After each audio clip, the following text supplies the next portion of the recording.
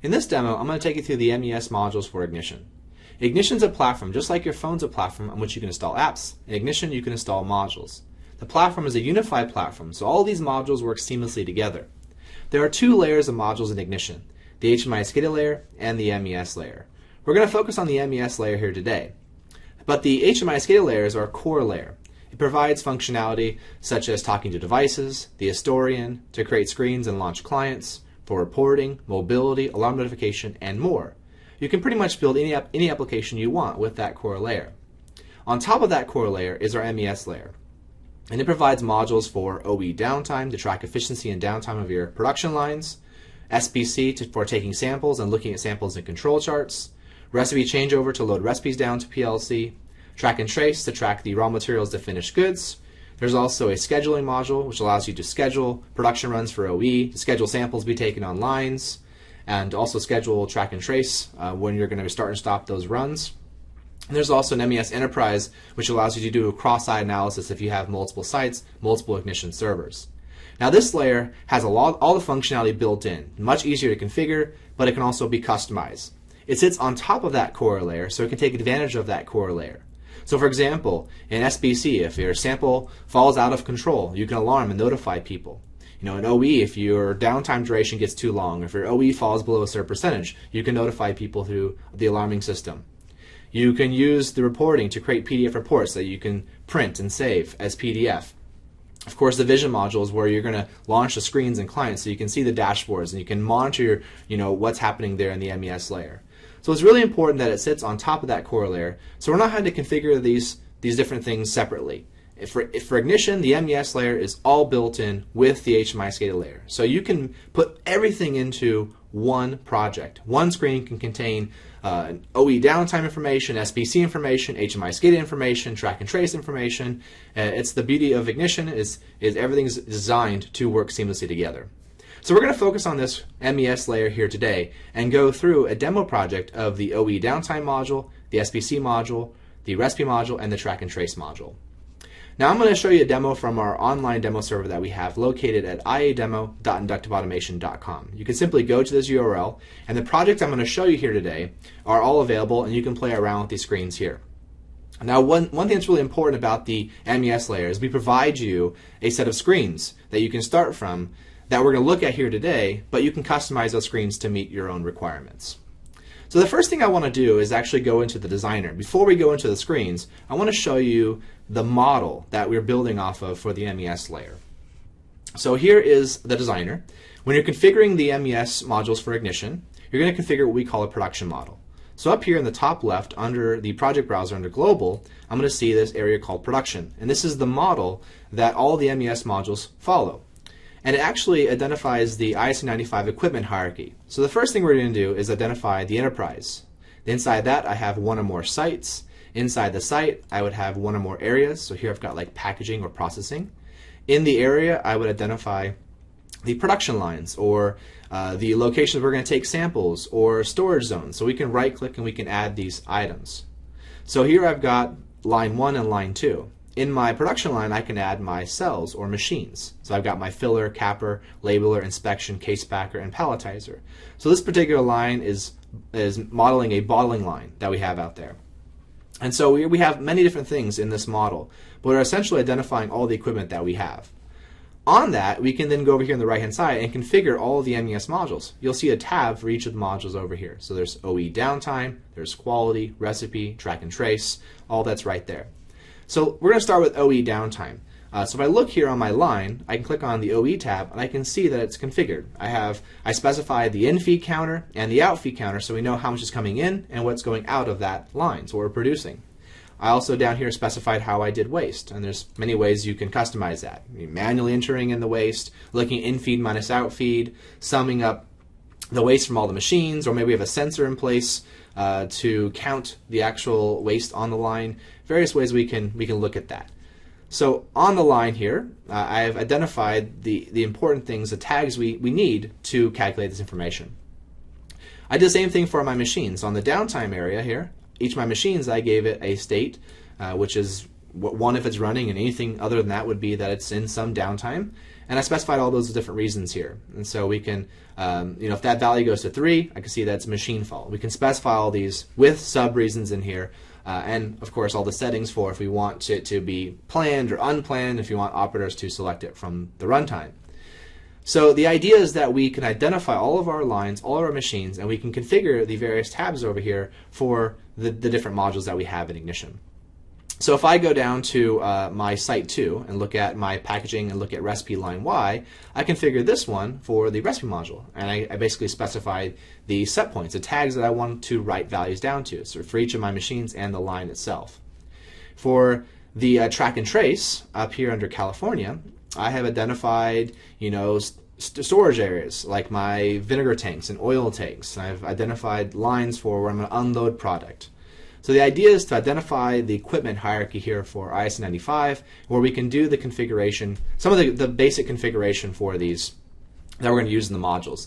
The idea is that by having this model, all the MES modules can work together. So when I'm looking at a particular production run for OE, I should be able to also look at what recipes were loaded down, what am I tracking for the track and trace, what samples have I entered in, all of that because it's all correlated back to that production line. So it's a really important model that all the MES modules will follow here. And we just identify some basic information, the model, and some of the tags that we can use for the collection of the data that's automatic behind the scenes. So as you can see, I've identified a couple of my production lines. And so for OE downtime in particular, I have line 1 and line 2. Now that I have the model in place, I can actually go to the runtime, to the screens, and that's where we're going to start and stop runs. We're going to monitor those runs. We're going to see the analysis. We're going to see all the dashboards and get a look at that data. So once we have that model in place, the rest of the information will be in the runtime here. So here's the runtime. This is the first project in the online demo server. That is called IA Demo. And it basically showcases all the modules. It's designed to be a walkthrough of all the features of Ignition. And so it starts with the HMI SCADA layer with the real-time status control, historical trending and alarming and security and localization and database manipulation, reporting, and more there. Then if you scroll down, you'll see the MES layer here that we're going to focus on today. So I've got a project for OE downtime, I've got a project for SBC, for recipe, and for track and trace. Now, in our demo server, we've separated all those into different projects. But in the real world, when you use a combination of those modules, you're going to combine them all into one project. You're going to be able to customize how you want those screens to look. One important thing for the MES modules for Ignition is that you're not stuck with the screens that were here. You're not stuck with some of that configuration. You have the ability to go in there and customize it. It's the product, Ignition, the platform is flexible enough for that to happen. So I'm going to first start with the OE downtime module here.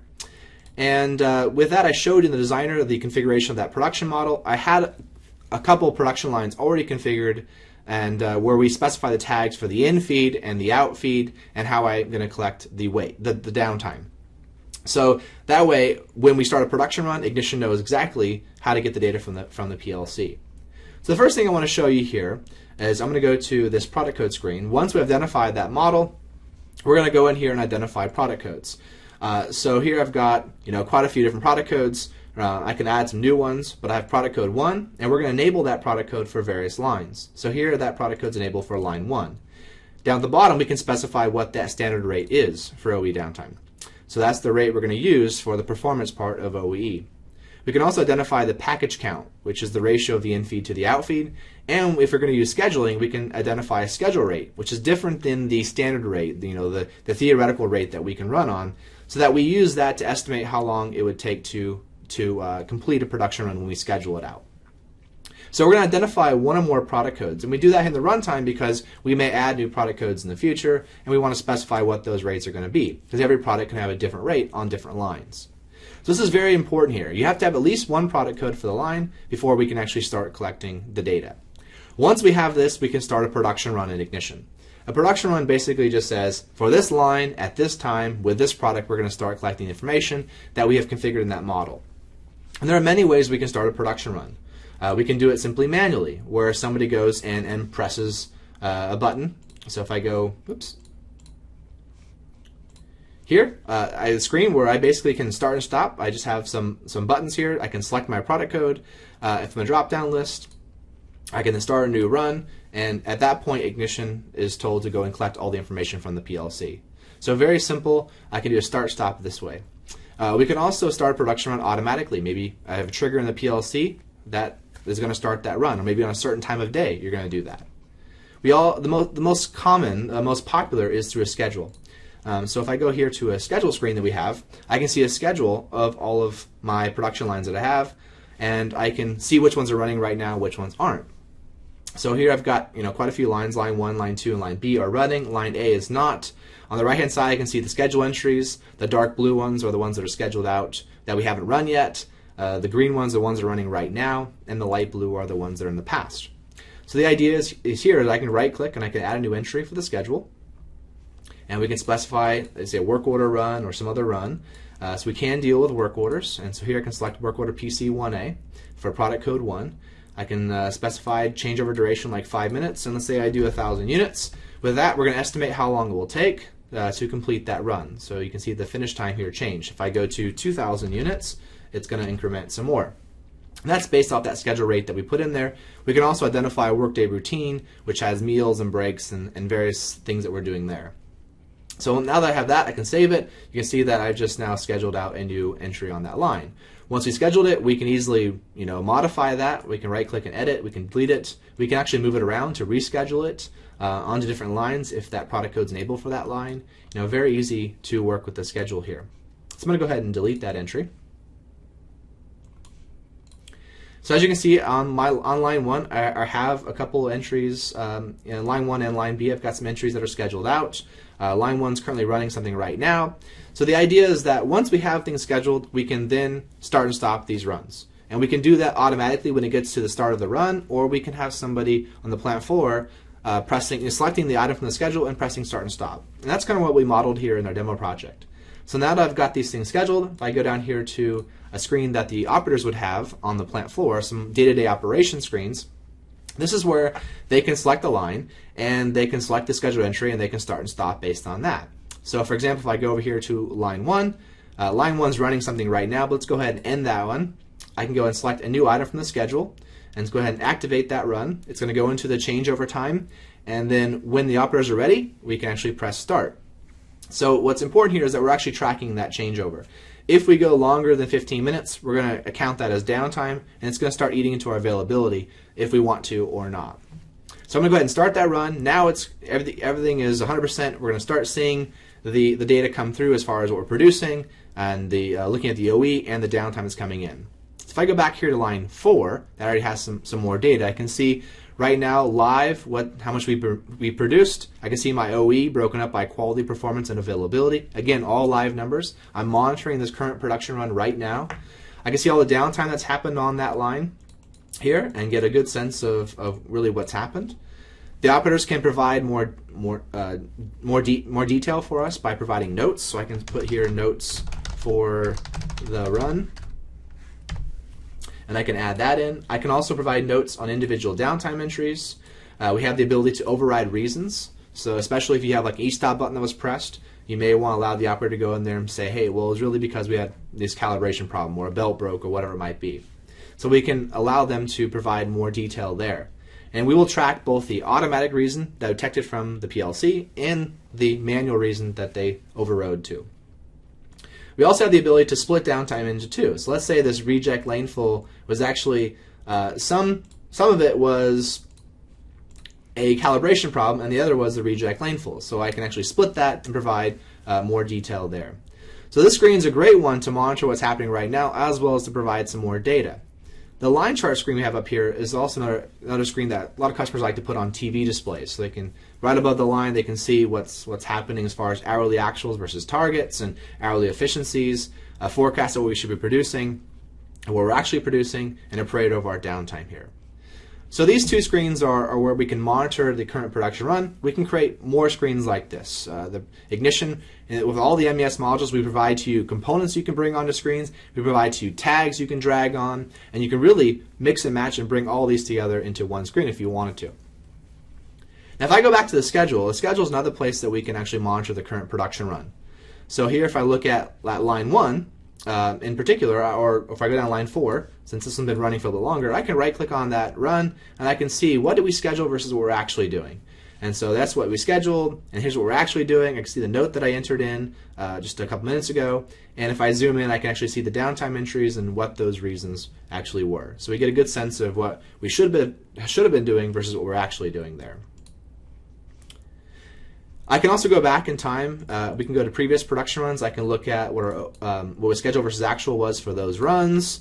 I can actually look at what our OE and downtime was for those runs. I can look at what we produced as far as the production charts. I can get a lot of data on each of these.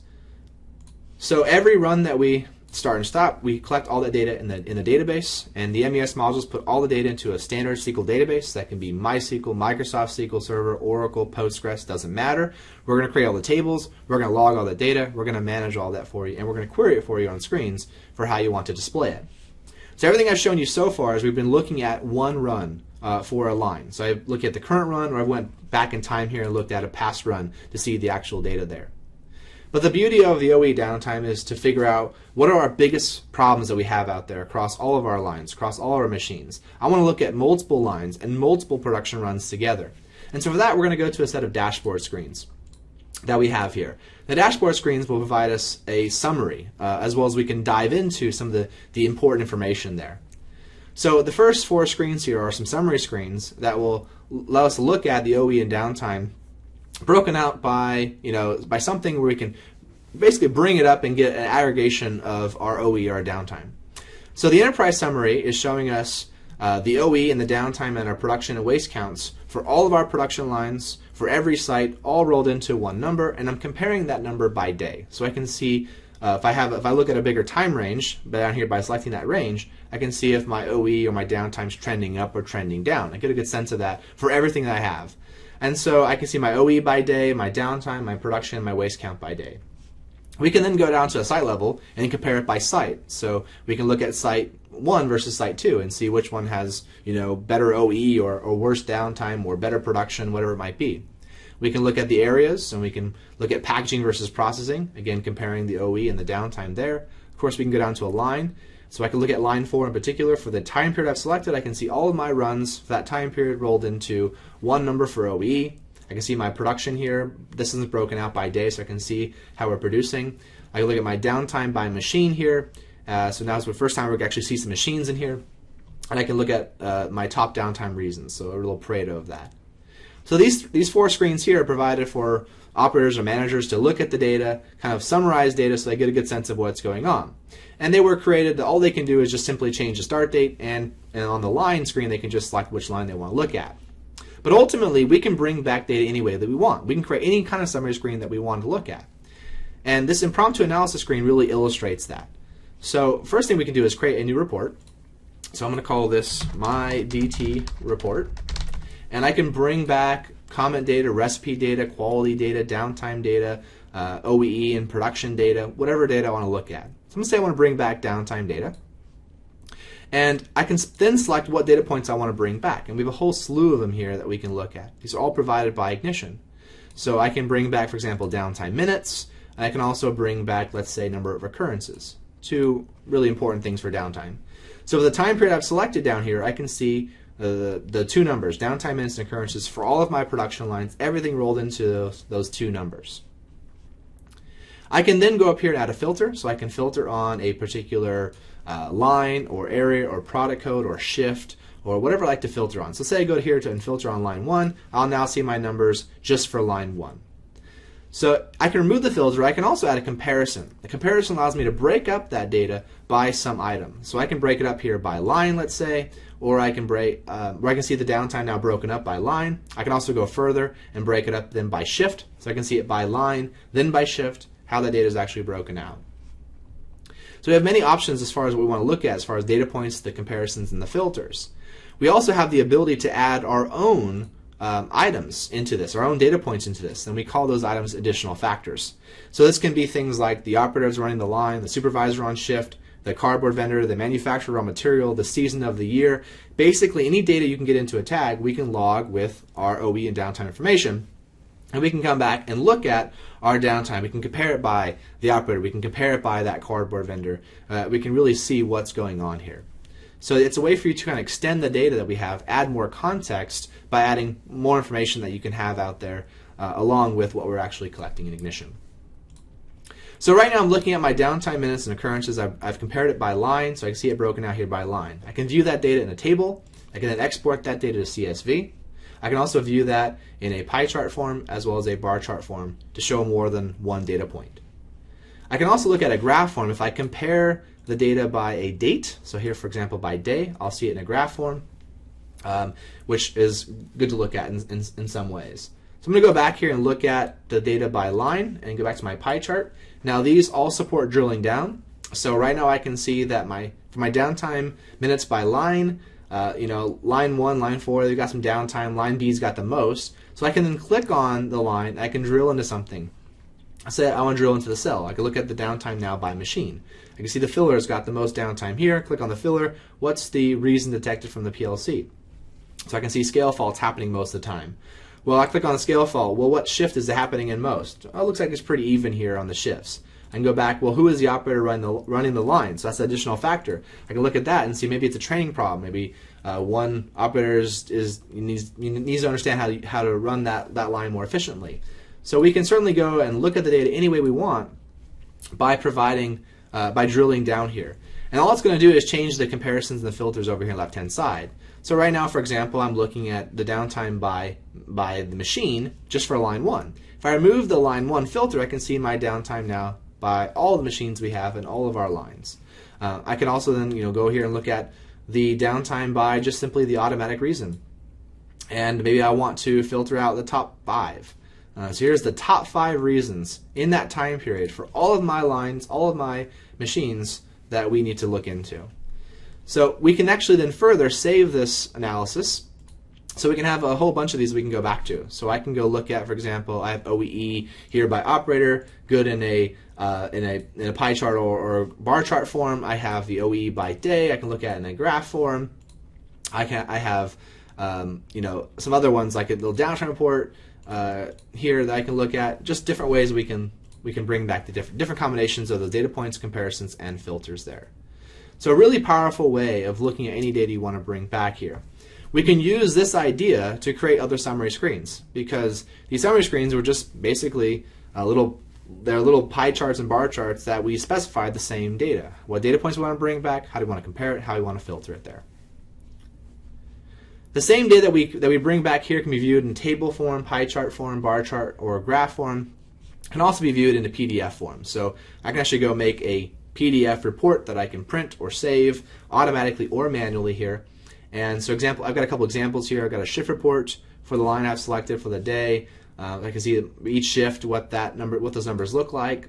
I can look at an OE report, so I can see the OE broken out by line, by day. I have a downtime report that shows me by line, by all the reasons, what that looks like.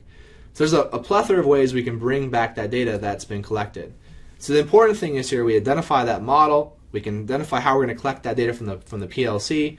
We can start and stop runs, Ignition. We can monitor those runs right there live, and then we can come back and do our analysis and look at any data that we want, and we can see that data in different forms, and we can even export that data out to do further analysis in another program. So that's basically what the OE downtime module has to offer. And if you were to go in the designer, there's many ways we can customize how we want these applications to look.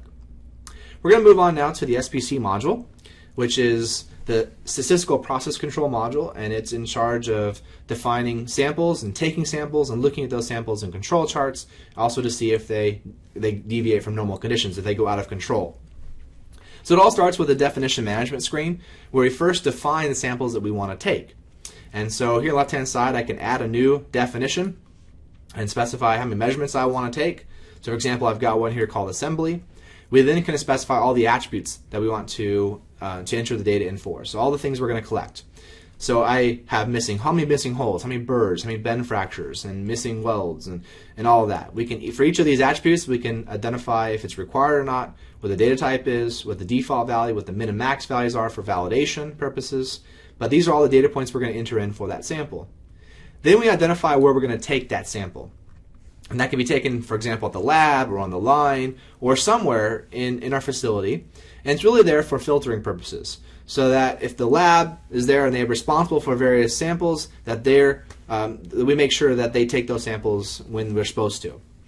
Because when we specify the location, we can actually schedule a sample to be taken automatically behind the scenes, or we can have it scheduled where there's an entry. They can see in the lab, for example, here's the samples that are coming due, here's the ones that are due right now, here's the ones that are overdue.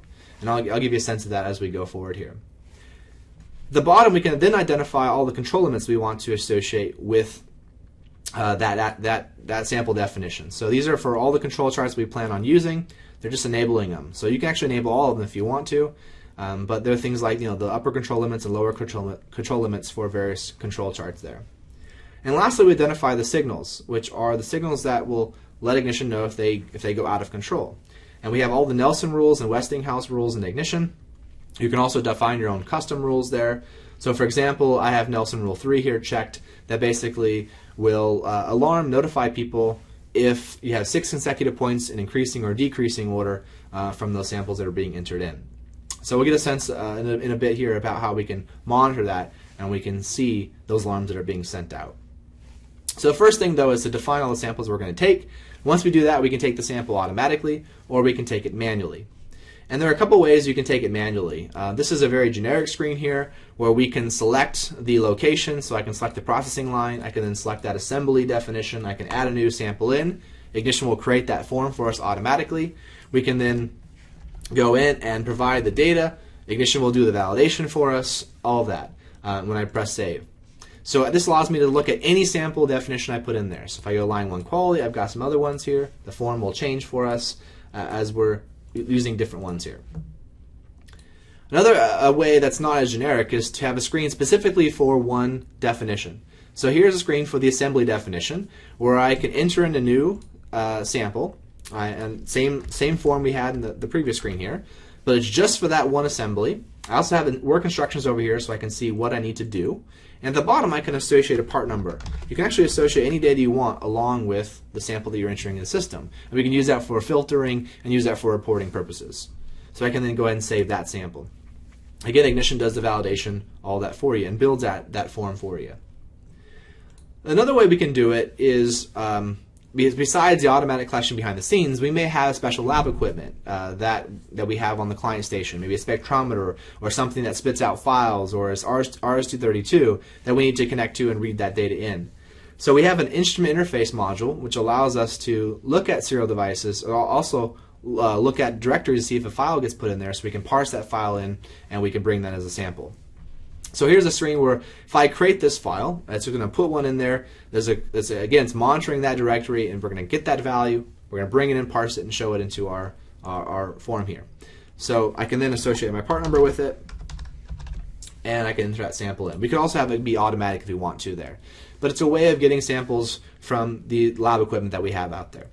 Many, many ways that we can enter in samples. We even provide scripting functions where you can do it yourself in any facility in Ignition. Once we have that, we can certainly look at the samples that are being scheduled. So here's a screen for a particular location, where I can see all the samples that are coming due, overdue, or waiting for approval. As you can see, I've got some that are in the overdue state. I've got one that's in the waiting for approval state. And there are alarms down here that fire off that we can notify people when these samples go into these different events. So if I schedule a new one for right now, I can see that now we have one that's coming due. Alarm just got tripped off that we again can notify. So as I go in here and I edit these samples, I put some values in. We're going to start, clearing some of these different states. So if I go up here and put the last one in, now I have no samples that are coming due, or overdue, but I do have some that are waiting for approval. You have the ability to actually do an automatic approval or a manual approval on your samples. So I've elected a manual approval. I'm going to go ahead and select all these, and I'm going to go and approve them. Now they're all approved. All my alarms are cleared. And so it's a great way to kind of monitor and have accountability for taking these samples in the system. We do the same thing for rule monitoring.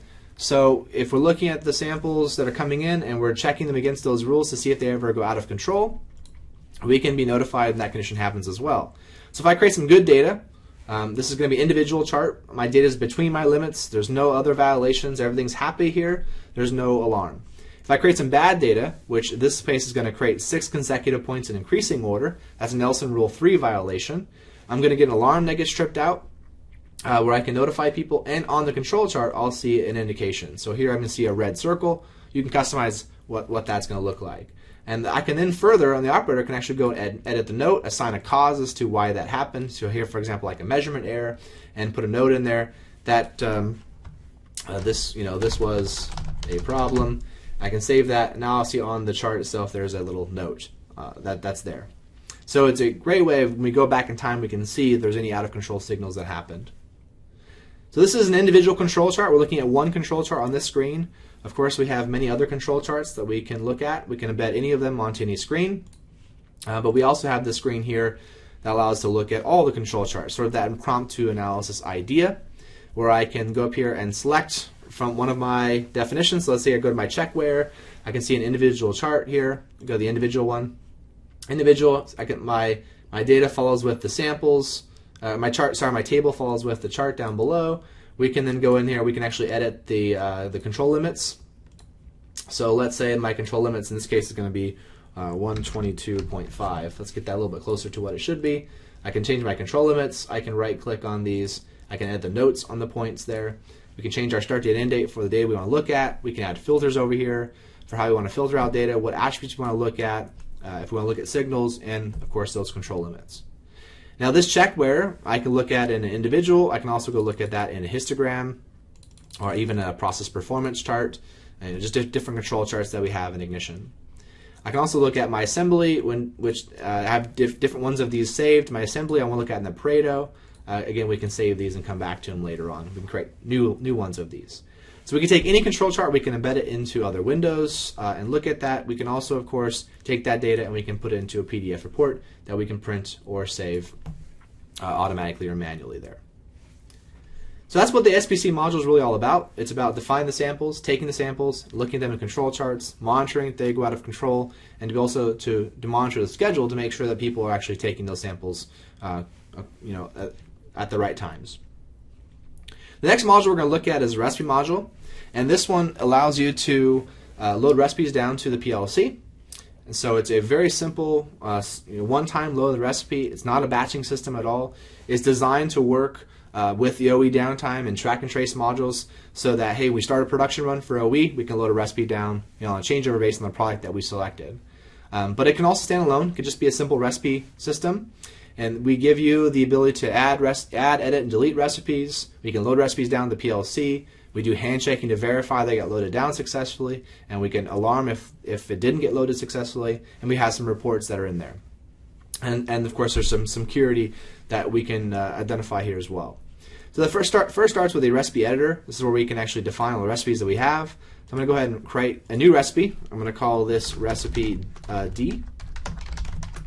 And once I do that, I can then right-click and select which production items I want to associate with that recipe, so which lines and machines in my production model in the designer that I configured that I want to use.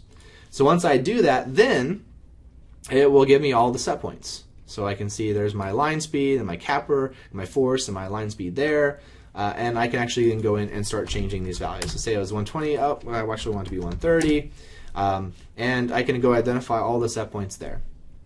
Now there is, of course, the security. We can control who is allowed to edit these recipes based on the roles, so role-based security and ignition. We can also control what range they're allowed to change a value in. So if they can go between 100 and say 150, whereas maybe somebody else with a different role can change it, which is a much bigger range there. So you have that ability to really control who can make these changes and to what extent can they make those changes. So we can identify the recipes. We also have the ability to do sub-recipes or descendants. So here I've got my master C. It's got its settings for all those set points. And then if I look at my descendants, I've got recipe C1 down to C5. And they're just variations of that master. So it's like if you have a vanilla recipe, you can have variations of that vanilla that we can then load and work with. So what's important here when you do descendants is that if I look at the recipe line Y, line speed's 90. And if I go down here, line speed on the recipe line Y is 125. So I've assigned it for that C1. If I go here, I can right-click and I can revert the value back to the master. So if I go make a change to the master, of course, that will funnel right down to any of the descendants.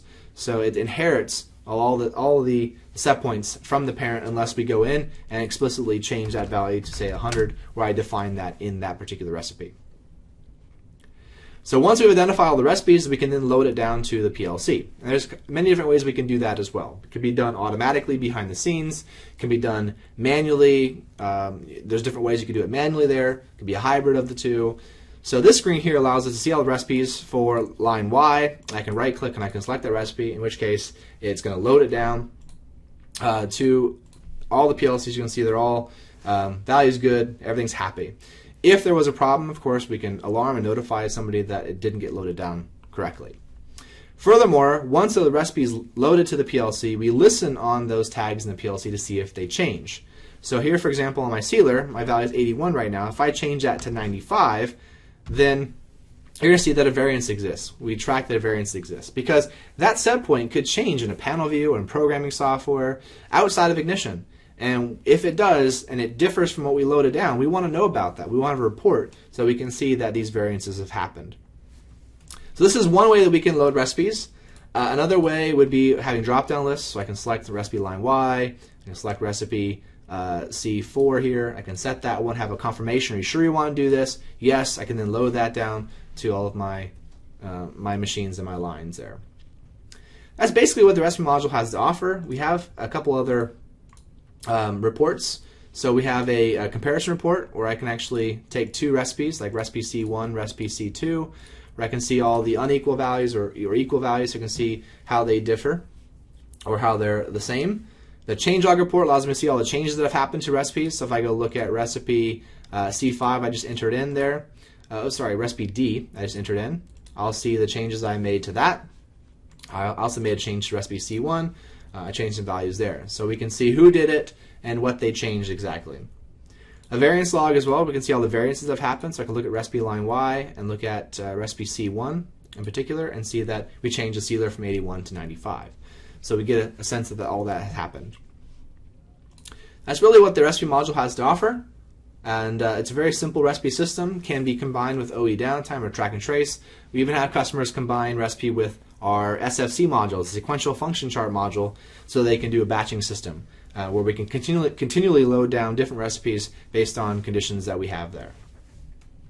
The last module we're going to look at here today is the track and trace module, and this allows us to track our raw materials to our finished goods. It's the genealogy, it's the lot tracking, so we can see if we had a recall, we can see where that came from, and we can look at a raw material, see where it went, all that good stuff. And this module follows the IS95 standard, so we can identify everything there, except for we don't do certification for personnel. But here, this MES manager screen is the first screen we're going to go to, where we can identify the equipment, the material that we're using, the personnel that are going to be doing the operations, and what those operations actually are. On the equipment area, we've already identified all the equipment. We did that in the designer. So with that IS95 equipment hierarchy in that production model, we've identified our vinegar tanks and oil tanks and unload stations and various things like that. We also have the ability to go in here and add equipment classes, which can be categories of our equipment. So in the production model, we have the area that these equipment can be inside of, but maybe have a separate category you want to use. And IC95 is all about equipment classes and the actual definitions, so we can generate any classes that we want. So here I've got quite a few. I've got my unload station 1 and 2, and of course we can right click and we can add new items to that class. I have vinegar tanks and oil tanks, and basically I'm modeling I'm making dressing here. So I'm going to receive our raw material, the vinegar and the oil and the dry goods. I'm going to mix that. I'm then going to bottle that as my finished goods. So I have finished goods storage, where things are going to be stored, where we're going to be running products, all that I've identified as my equipment here. Then we have our material, which are all the things we're going to be tracking through our process. So in my case, I've got bottles and dressings and vinegar and seasonings and oil. And again, all of these I just created myself. So here in my vinegar, I've got 2 grades, grade A and grade B, in which case I've got all my definitions. Again, very easy to go and add new children to this. We then identify the personnel, the people that are doing the operations. So here I've got for example, mixing operators and packing operators. And these users come from Ignition's security system, which can be Active Directory or managed in Ignition or even externally in a database. And this will allow us to, it'll serve two purposes. We can track who's doing what operations, and we can possibly prevent them from doing the operation if they're not part of that particular class. So if they're not a packing operator, they can't start the packing operation. So I've got mixing operators, I got packing operators, again, just different people that are inside these different roles, if you will.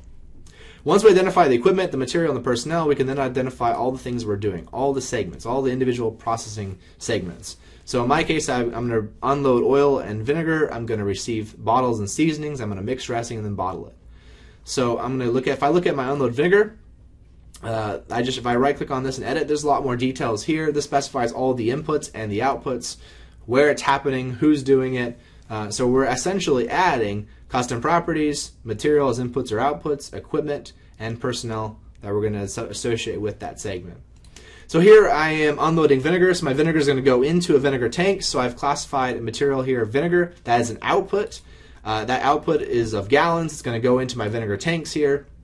And I'm going to manually assign the lot number, and I'm going to manually assign the quantity. So in our demo here, we're going to manually put data in. But of course, we can get the lot number, we can barcode scan that, we can type it in manually, get from the PLC. The quantity could also be from the PLC looking at flow meters, or it could be manually entered in there. There's different ways we can get these values into the track and trace module. So I get my vinegar, it's going to happen at the unload station, and the unload operator is going to be the one to do it. So we're essentially going to identify this flow, because here it goes into vinegar tanks, and then when I go and mix dressing, if I look at the details of this, I have 3 inputs, oil, seasonings, and vinegar, and I have 1 output, dressing. And if I look at my vinegar as an input, it's going to get it from the vinegar tanks, and the dressing is going to go into the holding tanks. So again, we're identifying that actual flow there, and all the details for how we're going to collect the data from one process segment to another. Once we have the segment in place, we can then start collecting data against those. And there's many ways we might be doing this in Ignition. You might have a dedicated project that's going to be for a particular client console on the plant floor for unloading your vinegar or your unload operation. You might have a dedicated one for the mixing or the bottling area. And how that screen looks, you may combine that with HMI SCADA. You might have a screen where they're going to be entering barcodes. I mean, all that's going to be very flexible and very variable here. What I've done is I created a tab over here for every one of my segments, all in the same project, so that I can go through each one of these, enter in the data, so I can ultimately see a report. I'm going to start with my vinegar unload, so I can actually unload balsamic vinegar, and let's say Rodney's the one to do that, and it's going to go into vinegar tank 1, and let's say my lot number here is going to be today lot of Vin 1, 2, 3, 4, and I'm going to bring in 5,000 gallons of that. So again, I'm entering these data manually, but we can certainly get it from barcode scanning, PLCs, all that good stuff. I'm going to go ahead and then start the operation, and so that's really important for the track and traces to signify a start. And that just shows at this time we're going to start the operation. It's an active lot, so if I look at my inventory, I can see that I have that today lot VIN 1, 2, 3, 4 that's going into that particular storage location. So we have inventory that we're looking at here. It's part of WIP, work in process. We can see exactly what's in each of these locations. And it also allows you to potentially interlock with PLC. Maybe you don't want to start it unless the PLC is ready. And when you start it, it actually sends something down to the PLC. Maybe it loads a recipe down the PLC. Maybe it starts a production run for OE downtime. There's many things that can happen at the same time with that start. And the same thing with the stop here. So I press stop. Now my operation is complete. I have a completed lot that's sitting in that tank that I can use in another operation. I can do the same thing for oil and the dry goods, and then I can actually go and mix it. So here I've already got a mixing operation started. Let me go in that one, start another one. So I can bring in oil, any oil that I have in the system. Let's say I bring in 100 units, and we're going to do validation on the quantity coming in. So we make sure we have enough of it, and it's making sure you can only bring in the right lot numbers into this based on what we defined. So I can bring my seasonings here. Say I bring in 20 pounds of that. I'm going to bring in my vinegar, and so I should see my today lot VIN 1, 2, 3, 4. Let's say I bring in 100 gallons of that. At the end, I'm going to make balsamic dressing. It's going to go in the holding tank 2, and we're going to say 200 gallons of that. Go ahead and begin it and end it. The last one for me is my bottling line. I'm going to go ahead and bottle dressing. Joan and Sam are doing it. I'm going to bring in some bottles. Let's say I bring in, 16 of those. My dressing, I'm going to bring in the last one I put in holding tank 2. That's auto-generated there for me. I'm going to bring in all that into this operation, and I'm going to store the final product into finished good bay 2. I'm going to go ahead and begin it, and then end that operation. So we can collect all the data along the way, and ultimately what we want to do is create a report so we can see where product is where it's come from to where it's going. And every MES package out there, you can bring back data in a table format or a PDF format. We can do that as well. We went one step further and we created this thing called the trace graph, which allows us to visually see how the data is being tracked. So we can see those lot numbers that's moving through. And so the screen works where I can select over here, I can filter for various lots. I can look at, here I'm looking at completed lots in this time period. My drop-down list will show me all of those. So it can be raw materials or it can be finished goods. So here's my finished good, lot 28. If I click on that, I can see on the right-hand side the visual trace of the raw materials to my finished goods. So I can see on the left-hand side goes raw materials. I can read that over to the right-hand side to the finished goods. I can see exactly what's gone into this. So if we look at this a little closer, that's lot 28 that I just did. I brought in vinegar. I unload vinegar in unload station 1 into my vinegar tank 1. It was today lot vin 1, 2, 3, 4. I can right-click on this, show details. See all the details there as far as what material, where it went, how much, who did it, what times. We see that we did the same thing for seasonings and for oil. We brought that into a mix operation. I can right-click on that, show details. You can see all the inputs and outputs of that operation. Ultimately getting into the holding tank, which goes into our bottling line, which we also brought in bottles, and then that was to a finished good. That's sitting in bay 2. So we can see the full traceability of that particular lot number. What's cool about this is not only can you see this, the whole trace, you can see the finished good, we can also go back to the raw materials, but we can then go further. So if you look at my RM Bay 1, this Italian 1, 2, 3, 4, I can see that there's number 8 down here in the bottom right.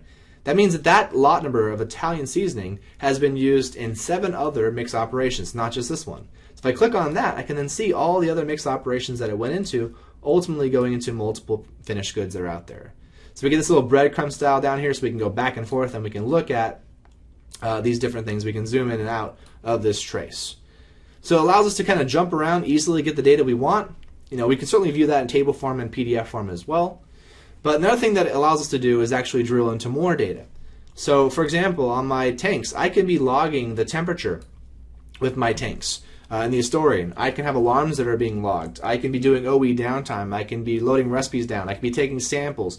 All the stuff that we've shown here today, with this, we can bring it all back in one view. When you look at MES, you do think track and trace. That's what we're producing.